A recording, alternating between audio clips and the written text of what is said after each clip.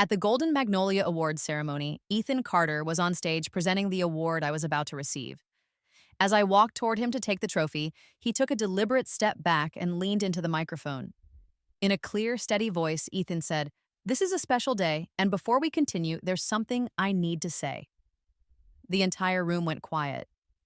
I stood just off to the side, watching as he scanned the audience and then made his declaration. "I have been dating Chloe Davis for the past 6 months, and I want to take this moment on this stage to say something to her." Confessions like that, especially from men, always seem to get a reaction. The audience burst into applause and whistles, and everyone's attention shifted to Chloe Davis. She covered her mouth, her eyes welling up with tears of apparent shock. It wasn't until the host gave her a little nudge that she began to walk slowly toward the stage. She and Ethan hugged in front of everyone, a dramatic embrace for all the cameras. Then, he handed the trophy, which was rightfully mine, to her. I felt my eyebrows furrow and I stepped forward. With a small, forced laugh, I took the microphone. "I believe Mr. Carter already has a fiancée. Is he publicly asking Miss Davis to be his mistress?"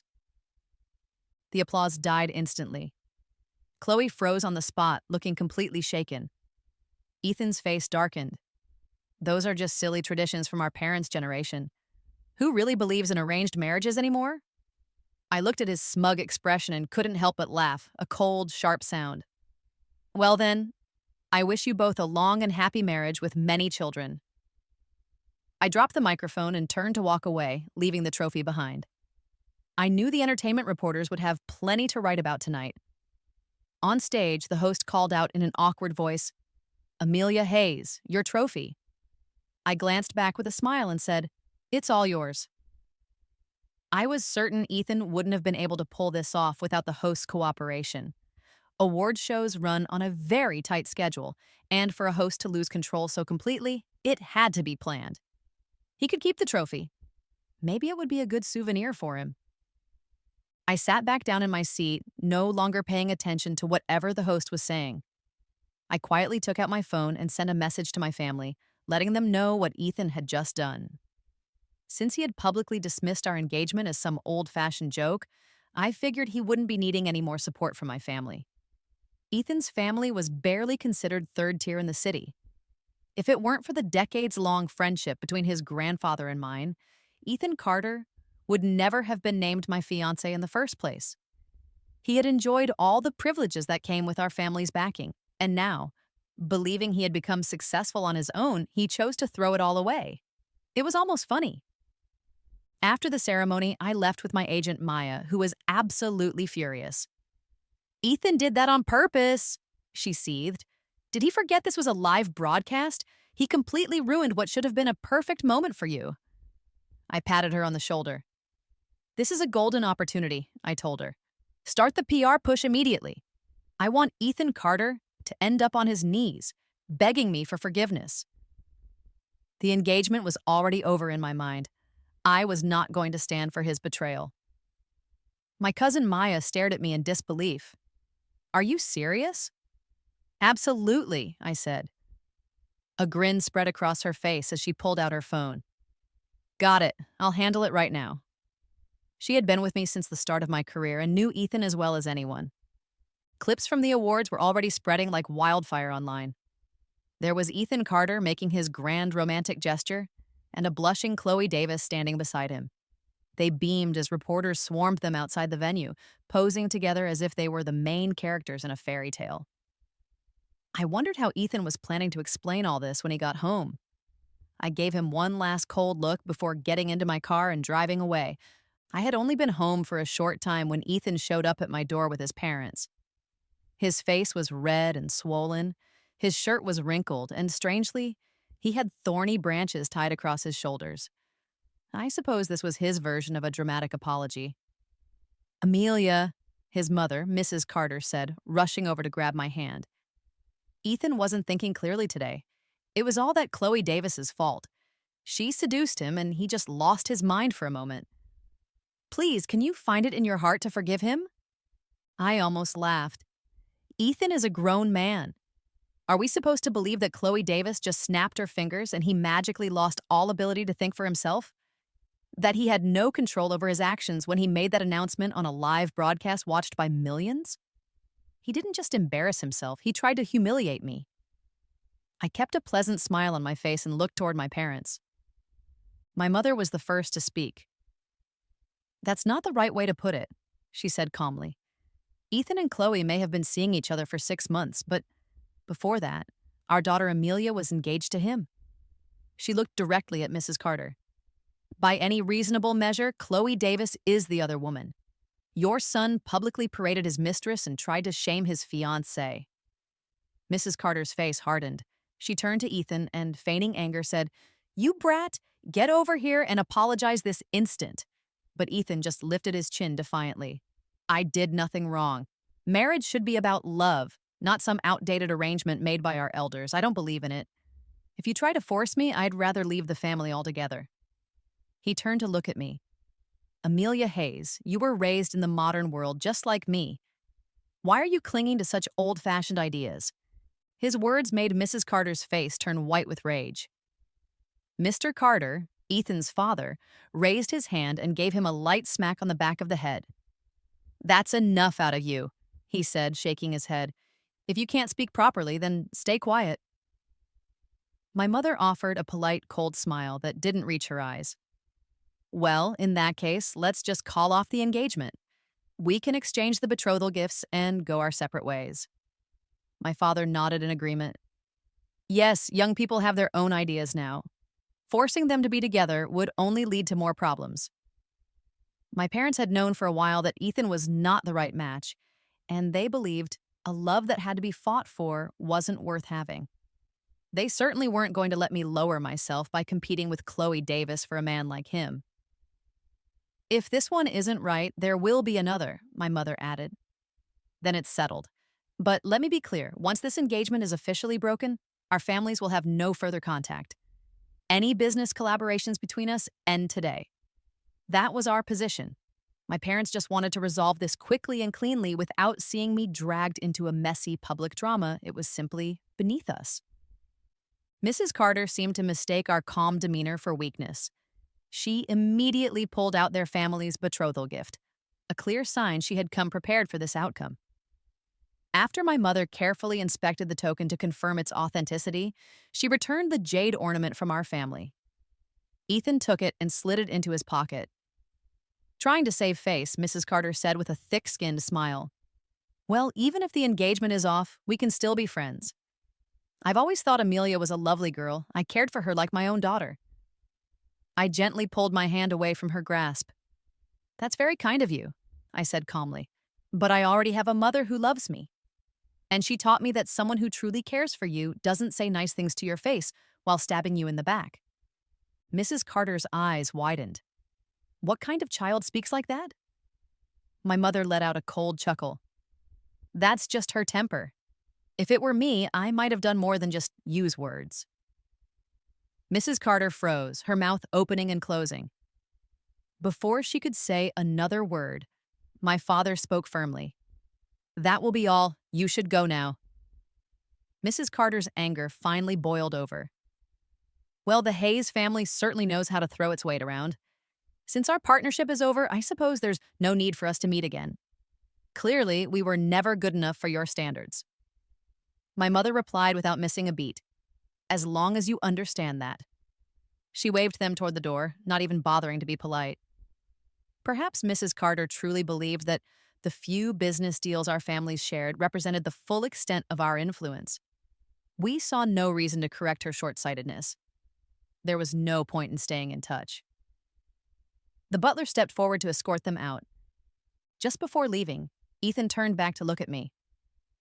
"Amelia Hayes, your temper is the real problem. If you had just been as gentle and sweet as Chloe, maybe things would have been different." Without a word, I raised my hand and slapped him hard across the face. He just stood there, stunned. His mother shrieked, "How dare you hit my son?" I looked her straight in the eye. "Shouldn't a scoundrel be slapped?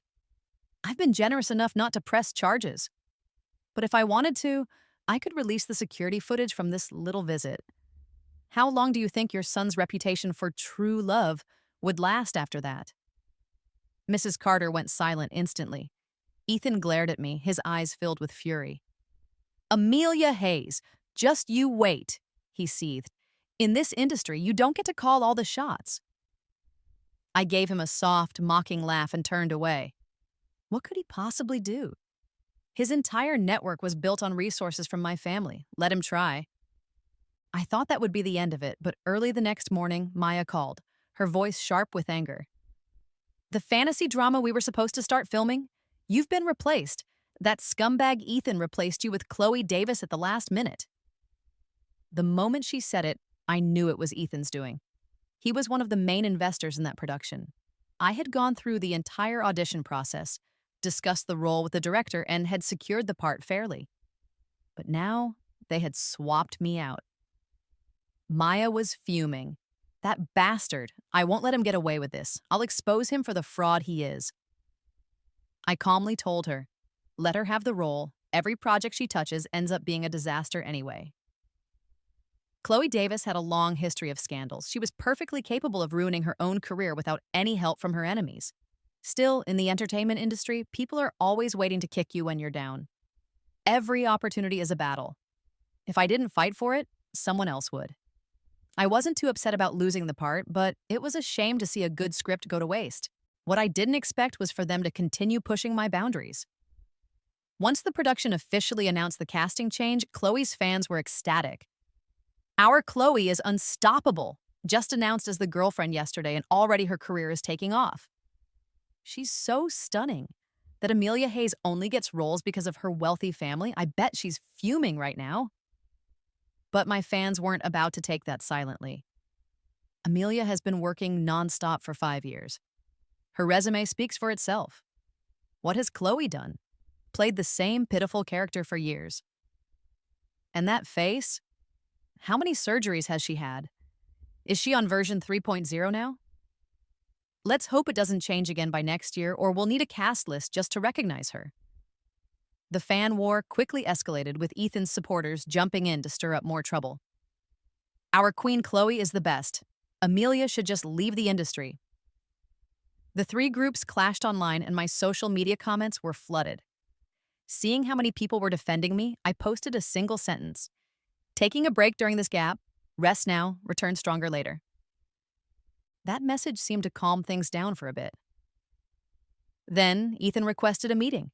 Since our family still had some business dealings to untangle, I agreed. When he saw me, he had an air of arrogant confidence. He tossed a stack of papers onto the table. You lost the lead role in Whispers of the Heart. Here's something to make up for it. I glanced at the script and gave a cold laugh. This is garbage. Even Chloe must have turned this down. Ethan lifted his chin. It might be a web series, but the character is a dramatic, wicked supporting role. If you play it well, it could be a breakout part for you. It suits you, really. It's like you'd just be playing yourself. Maya couldn't hold back. Ethan Carter, are you insane? I stopped her with a gesture and looked him in the eyes. If I can't play the lead in Whispers of the Heart, then Chloe shouldn't think she can either. I leaned in closer. Ethan, did you ever actually buy the rights to the original novel? He looked stunned. What are you talking about? Of course I did. And I'm warning you, don't you dare touch Chloe. If anything happens to her, I will make you regret it. I clicked my tongue and gave him a slow, deliberate smile. Let's just say, may the best person win. From now on, we're rivals. If you steal my roles for Chloe, I'll steal your projects. Let's see who plays dirtier. Ethan exploded. Amelia Hayes, you've gone too far. You think you can pull that off? I smiled coldly. Yes, I can. Just you wait, Ethan. That show belongs to me now. You stole my role, I said, my voice firm, so I'll make sure she never sets foot on that set. As soon as we left his office, Maya asked, do you really have a way to get the rights? Do you even know who owns them? The rumor is the original author has never been seen publicly. I answered calmly. That rumor was started on purpose to pressure the author into revealing themselves. The platform has supposedly already made a deal. Maya frowned. But if that's true, what can we do? I shrugged. It doesn't matter. Even if they have the best deal in the world, it's useless. Maya looked completely lost. What do you mean, you don't know? I smiled. The author is my sister. There's no way she would sell the rights to anyone else. Her eyes widened in disbelief. Olivia Hayes is the author, Jessica? I nodded. Without wasting another moment, I called my sister, the one who somehow wrote 10 novels a year while complaining she had no time. She sounded half asleep when she answered. Amelia Hayes. Unless someone is dying, I swear I will hunt you down for waking me up. I sighed. I called to tell you I broke off my engagement. She snorted. Good. That guy never deserved you. But he gave Whispers of the Heart to Chloe. The rights are still with you, right? What? She barked. I was just about to sign the contract, that little snake. Don't sign it, I cut in. Sell it to me. She laughed. We're family, don't be so formal. If that guy had the nerve to mess with you, I'll gladly give you the rights. My sister worked fast. Within a few hours, the production platform released an official statement. All adaptation rights for the novel now belong to me. Maya and I decided it was time to start fresh. We launched our own production company with both of us as partners. Overnight, Whispers of the Heart, already a highly anticipated project, became the talk of the town. The lead actress had been announced that morning, and by the afternoon, the role was mine again. I wasn't going to act in it myself, but one thing was for sure. It was never going to be Chloe Davis. Ethan completely lost his temper. He called me, furious. Amelia Hayes, what did you do? How did the rights end up with you? I answered coolly. Nothing special. I just happen to have a little money. Unlike you, who's always so stingy. You were the producer and investor, but did you ever offer a fair price? Did you really think you could win over an author with pocket change? I added with a laugh. Poor Chloe, following around someone as cheap as you. No wonder it all fell apart. My sarcasm left him speechless. I ended the call and blocked his number. Then I posted on my social media, to someone out there, calm down. I admit I do have a little bit of money. That one sentence sent Ethan and Chloe's fans into a frenzy. Amelia, you're shameless. You think you can steal projects just because you're rich? Corporate greed. Boycott the Hayes family. Let's find out what kind of shady business her family is in. I chuckled as I scrolled through the comments, picking a few to reply to. That's right, I typed. I'm using my family's money to do whatever I want. I started my own company, so I don't work for anyone. Jealous? Go convince the author yourself. Then I added, we sell fishing rods. Feel free to boycott those if you want. It was true, our family business was in high-end fishing equipment. Most fishermen don't really follow entertainment news. If they tried to boycott our products, they'd just be missing out on the best gear on the market. My reply made the comment section erupt in laughter. That's our girl, Amelia, always fierce. No wonder she said she was taking a break. Turns out she was planning a hostile takeover. My fans were firmly behind me. Their fighting spirit was intense, and they quickly flooded the Golden Magnolia Awards social media with complaints about the host and the ceremony. The organizers were left scrambling. The host, a veteran in the industry, posted a weak apology. I'm truly sorry, I didn't expect things to unfold so suddenly. I was caught off guard. He even tagged me, adding, your trophy is still here, by the way. Viewers were not impressed. A small mistake? This was Amelia Hayes' first Golden Magnolia, a huge moment in her career, and you let Ethan hijack it for his public affair. The backlash was severe, and the host's already shaky reputation took a major hit. Then, Chloe Davis decided to weigh in. She posted, thank you for your concern, everyone. I'm fine. I just hope we can shift our focus back to the work. I will keep doing my best to stand strong against the pressures of capital. The way she framed it made it sound like I was some ruthless tycoon, and she was a brave underdog. It made me laugh. If she truly believed I was that powerful, why would she challenge me so openly? Unless Ethan had no idea about my family's real influence, which must have been why he felt so confident. It was time they both learned a lesson. I officially claimed the rights to Whispers of the Heart and launched a public casting call replacing the original director with Harold Evans, one of the most respected names in the business. The internet went crazy. Mr. Evans's involvement made the project even more high profile. To support me further, my sister signed over the rights to 3 more of her best-selling novels. Her readers were shocked. "Did Amelia Hayes save your life in a past life?" one commented. Jessica, my sister's author name, changed her profile picture to a photo of me on set, which silenced all doubt. She then posted that she would be working exclusively with me from now on. Meanwhile, my father began putting pressure on the Carter family's businesses. Ethan, feeling the heat, hired an army of fake accounts to spread rumors and smear my name online. The stories were ridiculous, accusing me of everything from having shady relationships to using money to threaten the author. My father was furious and hit back even harder, crippling their company from multiple angles. Casting began for our new project, and the first name I crossed off the list was Chloe Davis. That sent Ethan into a rage. He showed up at my new company's office but was stopped by security. He called Maya, demanding to speak to me. When I took the phone, his tone was accusatory. "Amelia Hayes, you're heartless. All this drama. Don't tell me you did it just to get my attention." He then added, "Let me be clear, there's no chance I'm coming back to you, but I'm willing to give you an opportunity. Let's have dinner tonight, and in return, you can let Chloe come in for an audition." I let out a short laugh. What brand of trash bag are you using that lets you carry around so much delusion? What makes you think I would go to all this trouble just to get you to look my way? He wouldn't let it go. "Come on, Amelia, why else cause all this chaos?" The anger in my voice was sharp and cold. "Ethan Carter, without me, all your so-called resources are worthless. And let me remind you, your little girlfriend isn't as innocent as you think." He took it as an insult and snapped, "You're disgusting," before hanging up. I blocked his number again, for good this time. Just when I thought the worst was over, trouble hit again. As we were preparing for auditions, Maya rushed in, her face pale. "Something's happened," she said. "Someone leaked an indecent video of you online." I looked at her phone. The video was a crude deep fake. Ethan and I had never been intimate. We'd barely even held hands. "Call the police," I said calmly. "I already did," she replied, "but it's blown up online. You're trending everywhere." The comments were vile. "So fake and pure on the outside, and this is what she does behind closed doors."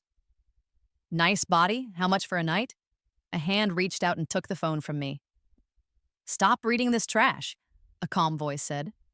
It was Liam Chen, one of the actors who had come to audition. "Let the legal team handle it. Can we focus on the audition now?" I was stunned for a moment, then smiled faintly. "Sorry about that. Let's continue."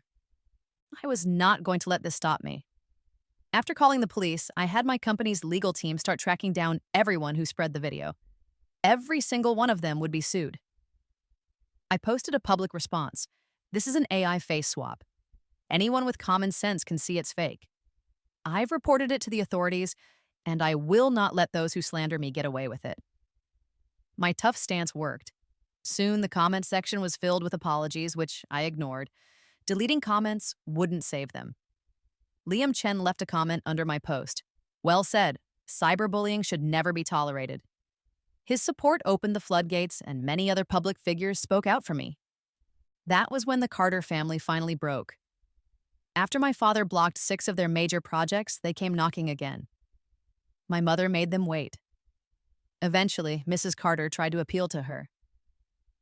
"Dear, we are still—" My mother cut her off. "I told you we are not family. My daughter will marry, just not into your family." Mrs. Carter shamelessly suggested, "Let your daughter marry our son, or our son marry yours. We're not picky." My mother simply said, "I believe I was clear. We do not want any further dealings with you." Finally, Mrs. Carter broke down and begged for mercy. "Please, I beg you, let us off this time. Our family can't survive this." My mother's condition was simple. Let Ethan Carter publicly admit that he was engaged to my daughter and that Chloe Davis was the third party. Ethan, who was there, snapped, "No, I will never admit that. Chloe and I are in love." My mother just shrugged and had the butler show them out. The police investigation moved quickly, and soon it was confirmed. The person who leaked the fake video was Chloe Davis. She was arrested during a live broadcast right in front of her fans. The news was a shock. Through my lawyer, I made it clear that I would not be settling the case. This sent Chloe into a panic. Ethan came to see me, practically on his knees. "Please," he pleaded, "let her go." I looked at him with a faint smile. "If you're begging me, then you should act like it. You know what my mother asked of you. Do exactly that." His face turned pale. "But if you push this, you'll destroy her." I responded calmly. "And what about what she tried to do to me? Did she think about destroying my life?" He clenched his fists and gritted his teeth. "Fine. You have my word. I'll do it." Not long after, Ethan held a press conference. He announced his withdrawal from the entertainment industry and confessed everything. I was engaged to Amelia Hayes when I began my relationship with Chloe Davis. I deeply regret hurting both women. I offer my sincerest apologies to Amelia and to Chloe. His statement blew up online. The public reaction was brutal. His family's business was hit hard, and they had to sell off their luxury villa. I did eventually sign a letter of forgiveness for Chloe, but her public image was ruined beyond repair. Her past scandals resurfaced, including a history of being the other woman. She and Ethan broke up after a public fight on the street. When filming for Whispers of the Heart began, Ethan showed up on set with a huge bouquet of roses. "Amelia," he said, "I must have been blind. I realize now I can't live without you. Can you give me another chance?" The entire set went silent. I cut him off. "Ethan, do you have any idea where you are? You chased after excitement and chose Chloe, knowing her history. Now that she's in trouble, you abandon her. I despise men like you. Stay away from me." "So, in your eyes, I can be replaced at any time?" he asked, his voice trembling.